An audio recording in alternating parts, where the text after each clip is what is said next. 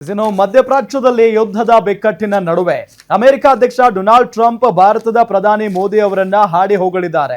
ಇದರ ಜೊತೆಗೆ ಮೋದಿ ಮತ್ತು ನಾನು ಕೆಲಸ ಮಾಡಿ ಮುಗಿಸುವ ವ್ಯಕ್ತಿಗಳು ಅಂತ ಹೇಳಿಕೊಂಡಿದ್ದಾರೆ. ಈ ಸಂದೇಶವನ್ನ ಭಾರತದಲ್ಲಿನ ಅಮೆರಿಕ ರಾಯಭಾರ ಕಚೇರಿ ಹಂಚಿಕೊಂಡಿದೆ. ಇನ್ನು ಈ ಸಂದೇಶ ಸಾಕಷ್ಟು ಕುತೂಹಲಕ್ಕೆ ಕಾರಣ ಆಗಿದೆ. ಇರಾನ್ ಸಹ ಭಾರತವನ್ನ ತನ್ನ ಮಿತ್ರ ರಾಷ್ಟ್ರ ಅಂತ ಹೇಳಿದ್ದು ಉಭಯ ದೇಶಗಳ ನಡುವೆ ಶಾಂತಿಗೆ ಭಾರತ ಸೇತುವೆ ಅಂತಾಗಿದೆ ಎಂಬ ಚರ್ಚೆಗಳು ನಡೀತಾ ಇವೆ.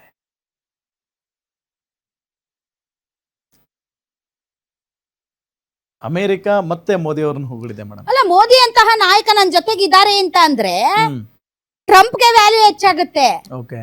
ಹೌದಾ?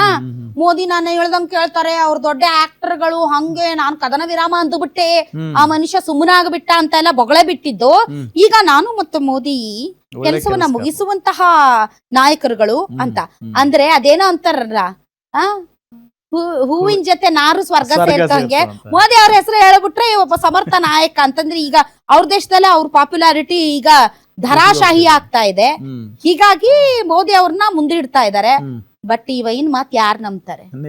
ಇನ್ನೊಂದು ನೀವು ಕೇಳಿಲ್ಲ, ಹೆಂಗ ನಗತಿರೋ ಗೊತ್ತಿಲ್ಲ, ಇರಾನ್ ನ ಜನ ಇವರೇ ಸರ್ವೋಚ್ಚ ನಾಯಕ ಆಗಿ ಅಂತ ಅಂದಿದ್ರಂತೆ ಟ್ರಂಪ್ ನ. ಅಮೆರಿಕದ ಜನ ಯಾವಾಗ ಒದ್ದೋಡ್ಸೋಣ ಅಂತ ಕಾಯ್ತಾ ಇದಾರೆ. ಇರಾನ್ ನ ಜನ ಇವರೇ ಸರ್ವೋಚ್ಚ ನಾಯಕ ಆಗ್ಲಿ ಅಂತ ಕಾಯ್ತಿದ್ರಂತೆ. ಆ ಲೆವೆಲ್ಗೆ ಬಿಡ್ತಾ ಇದಾರೆ ಇವ್ರು. ಸೊ ಹೀಗಾಗಿ ಆಮೇಲೆ ಭಾರತ ಸೇತುವೆ ಆಗುತ್ತಾ ಅಂತ ಹೇಳಿಲ್ವಾ ಜೈಶಂಕರ್ ಅವ್ರು? ಏನ್ ಹೇಳಿದ್ರು ಹೇಳಿ, ನಾವು ದಲ್ಲಾಳಿಗಳಲ್ಲ ಅಂತ. ಬಟ್ ಈ ಹಿಂದೆ ಭಾರತ ಈ ರೀತಿ ಸಂದಿಗ್ಧ ಪರಿಸ್ಥಿತಿಯಲ್ಲಿ ಶಾಂತಿಯ ಮಂತ್ರ ಜಪಿಸಿ ಸಂಧಾನದ ವಿಚಾರದಲ್ಲೂ ಹಲವಾರು ಡಿಸಿಷನ್ಸ್ ಅನ್ನ ತೆಗೆದುಕೊಂಡಿದೆ. ಇವ್ರಿಗೆ ದಲ್ಲಾಳಿ ಅಂತಿದಾರಲ್ಲ, that is not a right word.